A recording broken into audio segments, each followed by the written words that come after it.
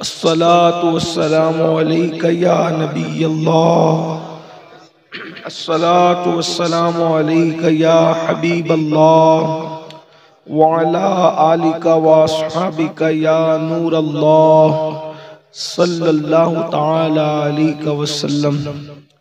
दिन लहव में खोना तुझे, शब सुबह तक सुना तुझे, शर्मे नबी खौफे खुदा, ये भी नहीं वो भी नहीं, रिज़्क़े खुदा खाया किया, फरमाने हक टाला किया, शुक्रे करम तरसे सजा, ये भी नहीं वो भी नहीं, डर था कि इसियां की सजा अब होगी या रोज़े जज़ा, दी उनकी रहमत ने सदा, ये भी नहीं वो भी नहीं। आज की ये महफिल इस्लाह अक़ायद व अमाल के हवाले से मुनक़्क़िद है और 4 बजे मुझे एयरपोर्ट पर पहुंचना है और बज रहे 1:45। आप जानते हैं कि कम से कम 2 घंटे का टाइम चाहिए एयरपोर्ट पहुंचने के लिए। आप लोग आते जाते रहते हैं, इसलिए मैं कोई लंबी तकरीर नहीं करूंगा, सिर्फ मुख्तसर।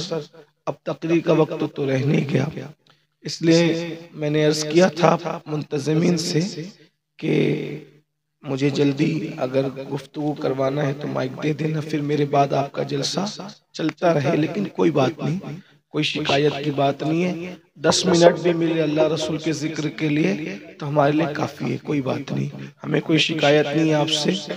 बस एक ही बात अर्ज करके अपनी बात में मुकम्मल करूंगा कि हम लोग सब की ख्वाहिश और कोशिश ये है कि हम सब जन्नत में जाना चाहते हैं। हर मुसलमान की तमन्ना यह है कि वो जन्नत में जाए और सब जन्नती बन जाए। और जन्नत के लिए हर मुसलमान बेचैन और बेकरार है, और जो जन्नत में जाएगा वही कामयाब होगा। जो जन्नत में नहीं जाएगा, जहन्नम में जाएगा, वो तबाह हो जाएगा, बर्बाद हो जाएगा, अल्लाह के अजाब में गिरफ्तार हो जाएगा। और जहन्नम में अल्लाह का ऐसा दर्दनाक अजाब है कि उसे दुनिया की कोई ताकत बर्दाश्त नहीं कर सकती।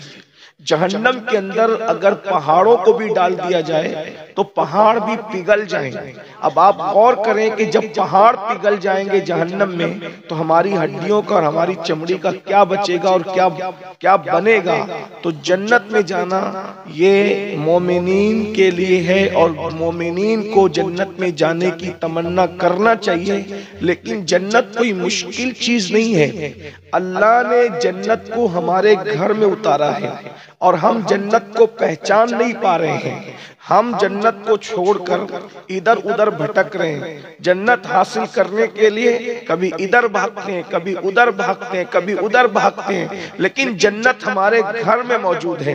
बहुत आसान है। अल्लाह के रसूल सल्लल्लाहु अलैहि वसल्लम ने इरशाद फरमाया, एक साहब से फरमाया, तेरी जन्नत तेरे माँ बाप है, उनकी खिदमत कर, उनको राजी कर और जन्नत में दाखिल हो जा। मेरे प्यारे आका सल्लल्लाहु अलैहि वसल्लम के प्यारे दीवानों, सहाबे किराम में से किसी ने अर्ज किया, या रसूल अल्लाह सल्लल्लाहु अलैहि वसल्लम, हुजूर ये बताएं कि अल्लाह हमें नजर तो नहीं आता, अल्लाह हमसे राजी है या नाराज है, हम किस तरीके से मालूम करें कि अल्लाह हमसे खुश है या नाराज है। तो अल्लाह के रसूल अलैहि सलाम ने फरमाया, ऐ मेरे सहाबी, घर जाओ और जा करके देखो, अगर तुम्हारे माँ बाप तुमसे राजी है समझ लो कि अल्लाह भी तुमसे राजी है, और तुम्हारे माँ बाप तुमसे नाराज है तो समझ जाओ कि अल्लाह भी तुमसे नाराज है। अब आप मुझे बताइए, हमारे घर में जन्नत है, हम उसकी कोई अहमियत नहीं करते, कोई कद्र नहीं करते। कोई माँ बाप को डांट रहा है, कोई माँ बाप को गाली दे रहा है, कोई माँ बाप को घर से निकाल रहा है। जलसे में रात रात भर बैठते हो, ऐसे करोड़ों जलसे में बैठोगे तो भी जन्नत नहीं मिलेगी। पूरी जिंदगी तहज्जुद पढ़ोगे, इशराक पढ़ोगे, नमाजें पढ़ोगे, रोजे रखोगे, हर साल हज करोगे, नहीं मिलेगी। हत्ता कि अल्लाह के रसूल अलैहि सलाम ने यहां तक फरमाया, अगर तुम शहीद हो गए, अगर तुम शहीद हो गए तो भी जन्नत नहीं मिलेगी जब तक तुम्हारे माँ बाप तुमसे राजी ना हो। शहीद को भी जन्नत नहीं मिलने वाली, हालांकि वो शहीद हुआ है। सबसे बड़ा मर्तबा शहीद का है कि वो अल्लाह की राह में अपनी जान कुर्बान कर देता है, लेकिन फिर भी उसको भी जन्नत नहीं मिलेगी जब तक उसके माँ बाप उससे राजी ना हो। अलबत्ता वो शहीद हुआ है, जहन्नम में भी नहीं जाएगा। जन्नत और जहन्नम के दरमियान एक मकाम है जिसको आराफ कहते हैं, उस मकाम में रखा जाएगा। एक आखिरी बात मैं आपसे अर्ज करता हूँ, आज हमारे नौजवान अपने माँ बाप को तेज नजरों से देखते हैं। अगर माँ बाप बीमार पड़ जाए तो उनको बोझ लगता है, इतना पैसा मैं खर्च कर दूं अपने माँ बाप पर।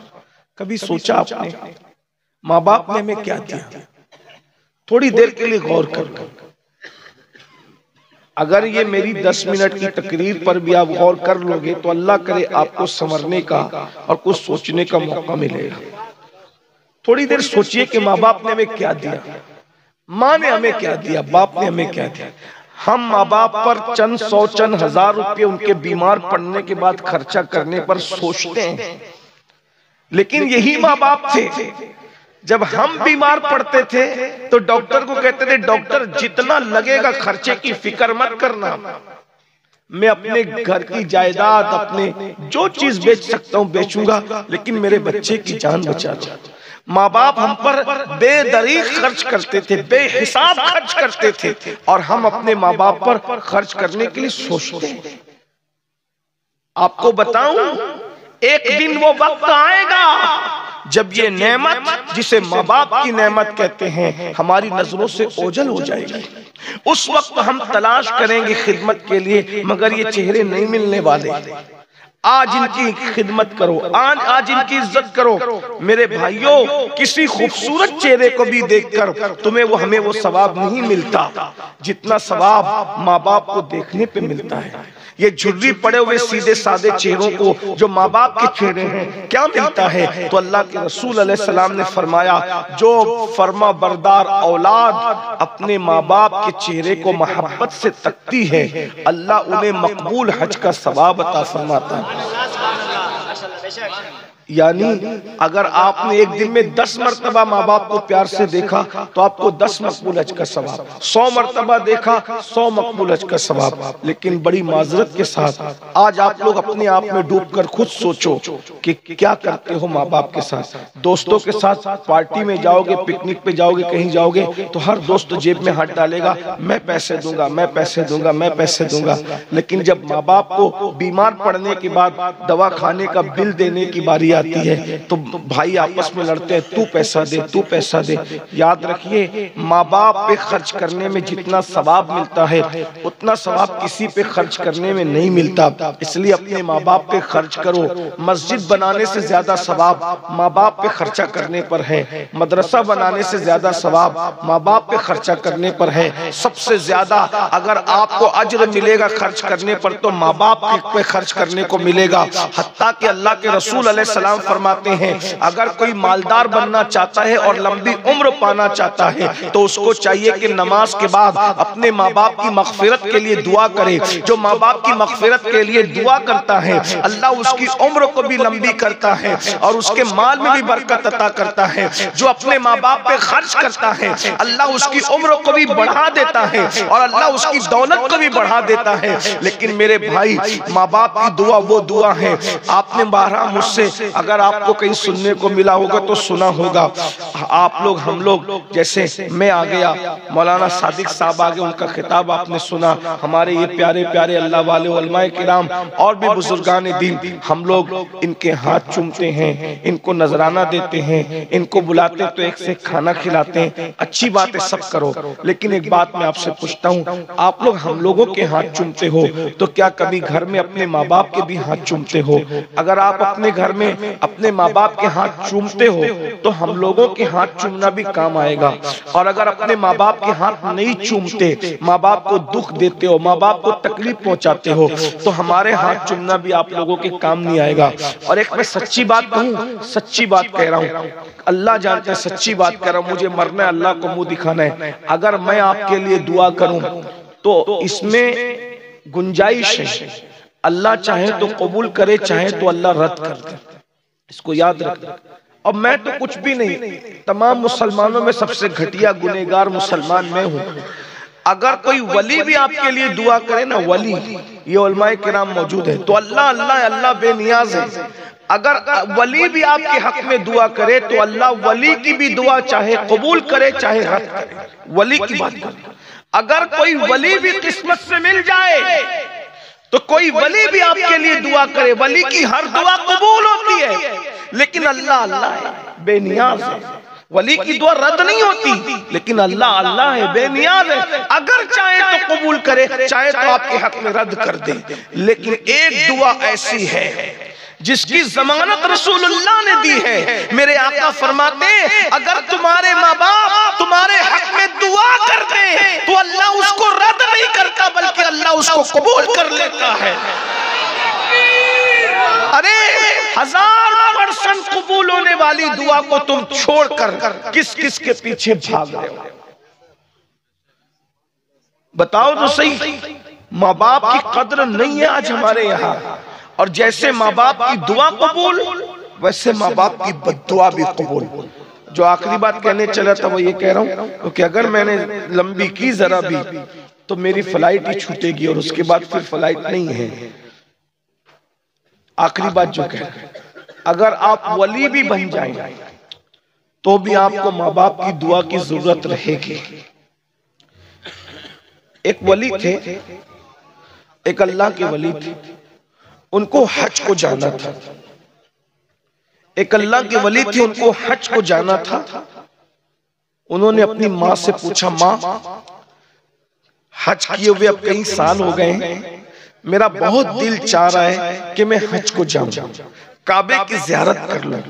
अम्मी अगर तुम इजाजत दे दो तो मैं काबे की ज़ियारत के लिए जाऊं। हमारे बुजुर्गों ने फरमाया कि अगर नफल हज करने से माँ बाप मना कर दे तो औलाद को चाहिए कि वो नफल हज न करे। माँ बाप अगर मना कर दे तो नफिल हज को मत जाओ।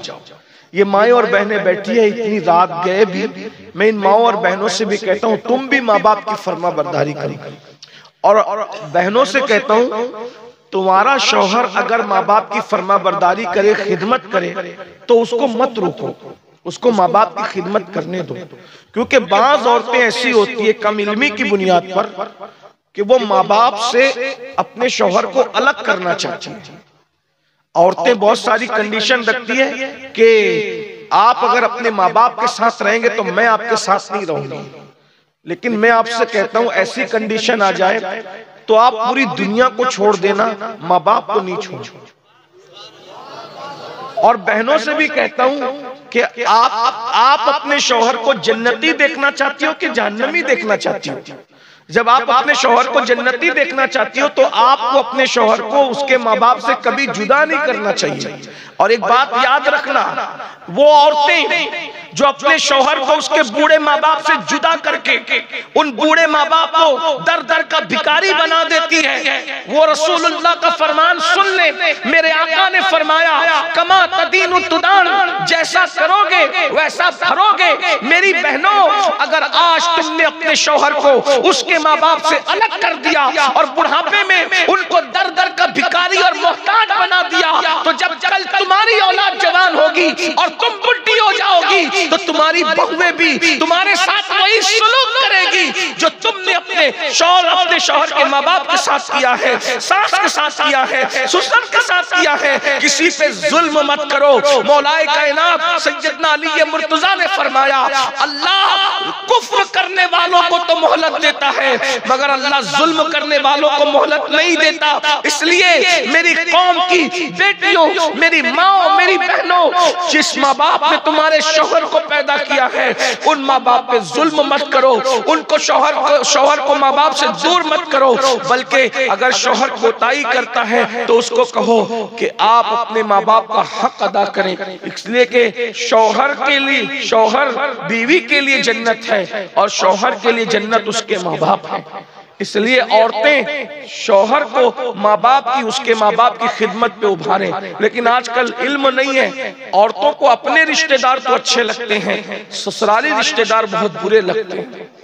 शौहर जब उसकी बहन की खिदमत करता है तो औरत लड़ती है, बीवी लड़ती है शौहर से। ऐसा ना करो, तुम अपने शौहर को जहन्नमी ना बनाओ। जिसका जो हक है दे दो। देखो, देने से कम नहीं होता, खिदमत करने से कम नहीं होता। अगर तुम चाहते हो कि तुम मालदार रहो, अल्लाह की राह में हाथ बड़ा रखो, अल्लाह तुम्हें देगा, अपनी शान के मुताबिक देगा।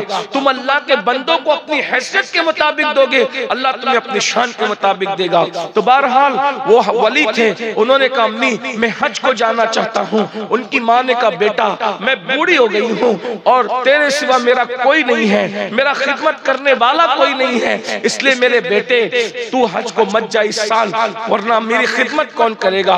उस वली ने सोचा मैं कोई नाच गाने के लिए, गुनाह के लिए थोड़ी जा रहा हूँ, मैं तो हज के लिए जा रहा हूँ। माँ के मना करने के बाद भी उन्होंने सामान तैयार किया और सामान तैयार करने के बाद हज को निकल गए। तरीका ये इख्तियार किया मैं दिन को सफर करूंगा, रात भर नफिल पढ़ूंगा, इस तरह हज को जाऊंगा।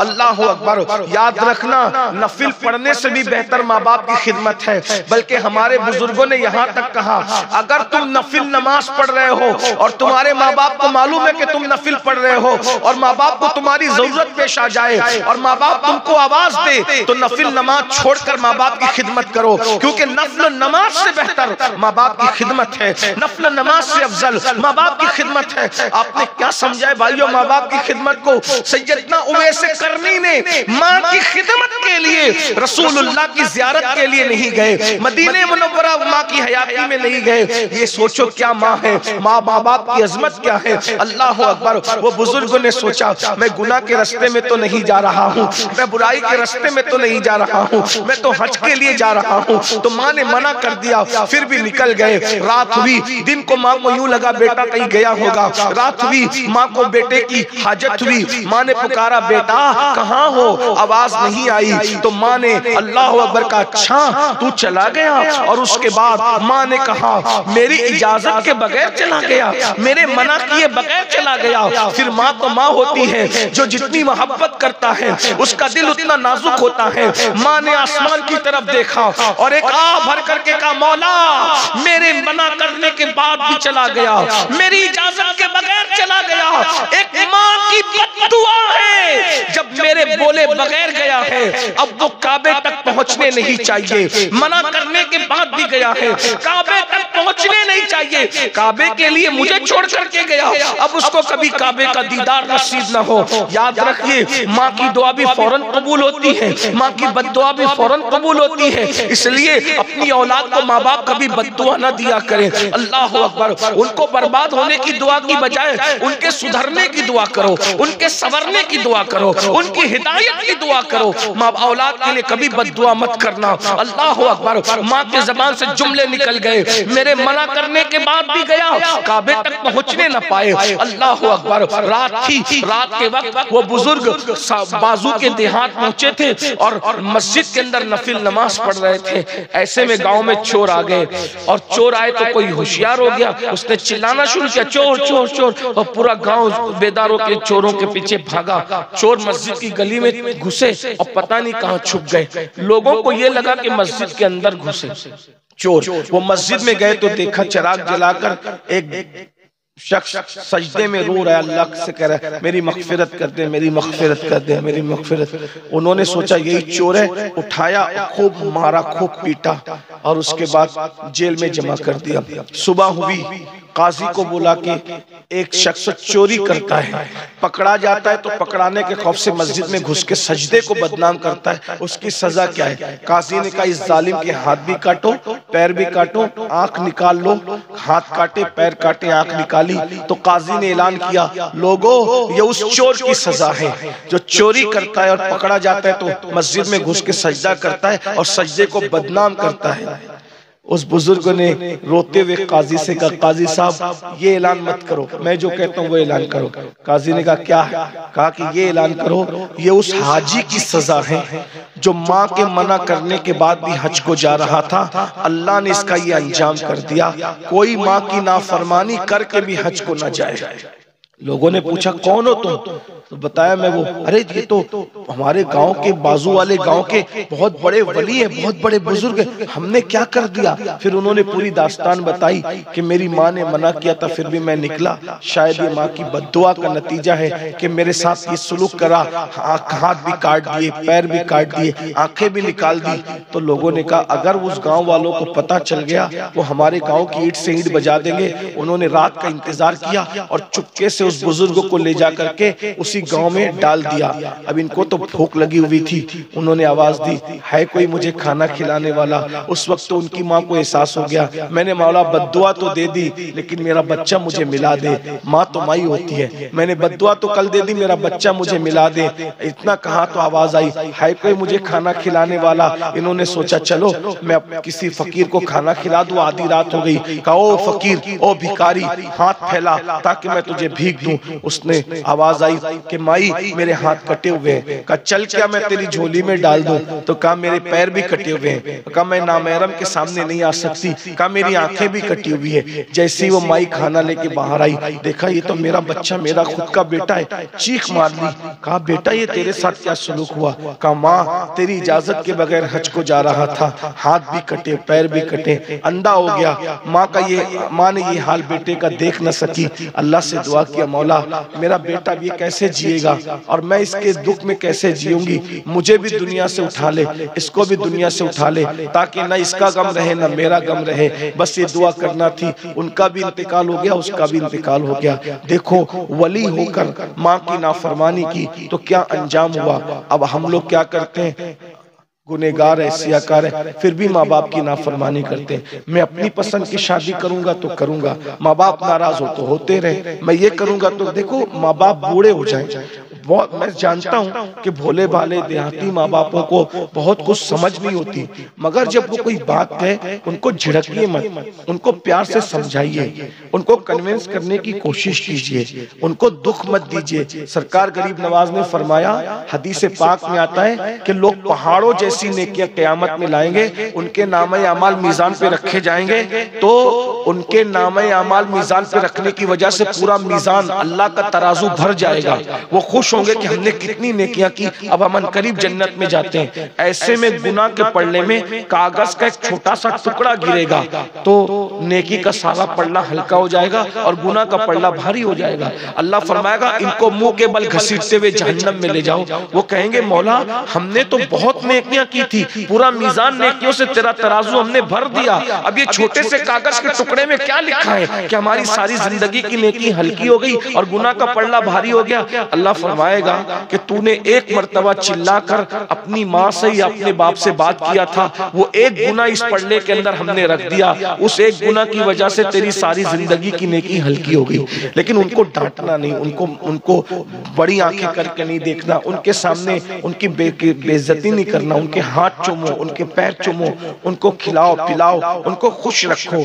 याद रखिए उन्होंने अपनी हर खुशी हमारी खुशी के लिए कुर्बान कर दी। अब हम भी जवान होने के बाद उनके लिए अपनी हर खुशी को कुर्बान करें। जो माँ बाप की दुआ ले ले वो कायनात का सबसे मालदार इंसान है मेरी निगाह में, और जिसके दामन में माँ बाप की दुआ नहीं है उसके पास कुछ भी नहीं है, वो आज नहीं तो कल जरूर बर्बाद होगा। जिसके पास माँ बाप की दुआ नहीं है, हम बहुत कुछ करते हैं माँ बाप के लिए कुछ नहीं करते। मैं ये नहीं कहता पीर साहब की उलमा की खिदमत नहीं करो, लेकिन आपसे पूछता हूँ पीर साहब को बुलाते हो, मुर्गी बना के खिलाते हो, क्या कभी आपने अपने माँ बाप को कहा है कि आज मैं आपके लिए खाना बनवाऊंगा, आप बताओ आपकी पसंद क्या है, और फिर पहले आप खाएंगे फिर आपके सदके में पूरा घर खाएगा। कभी आपने ये एजाज किया है अपने माँ बाप का? नहीं किया है। हम माँ बाप की खैरियत भी नहीं पूछते, रात को घर आते हैं माँ बाप के पैर दबाओ, इसलिए कि गरीब नवाज सरकार फरमाते हैं हजारों साल की मेहनतें वहां नहीं पहुंचाती जहां माँ बाप की दुआ पहुंचाती है। इसलिए अगर कुछ बनना है तो माँ बाप की दुआ लेना सीखो और दुआ खिदमत करके लो। बातें बहुत सी करने की थी, लेकिन अगर मैं कुछ बात करूंगा तो मेरी फ्लाइट छूट जाएगी, इसलिए मैं जाना चाहता हूँ। प्रोग्राम जारी रहेगा, आप मत उठिएगा, मुझे जाने दीजिएगा क्योंकि मुझे पहुंचना है वक्त पर, और आगे का प्रोग्राम जो नाजिम साहब हमारे चलाएंगे आप उसको सुनते रहिए। अल्लाह ने चाह कभी तकरीर सुनना है तो मुझे पहले टाइम देना, तो इंशाल्लाह मैं आपको भरपूर गुफ्तगू सुनाऊंगा। अगर कोई गलती हो तो अल्लाह ताला माफ़ कर दे। अस्तग़फिरुल्लाह रब्बी मिन कुल्लि ज़ंबि व अतूबु इलैहि व मा अलैना इल्लल बलाग। अस्सलामु अलैकुम व रहमतुल्लाहि व बरकातुहू।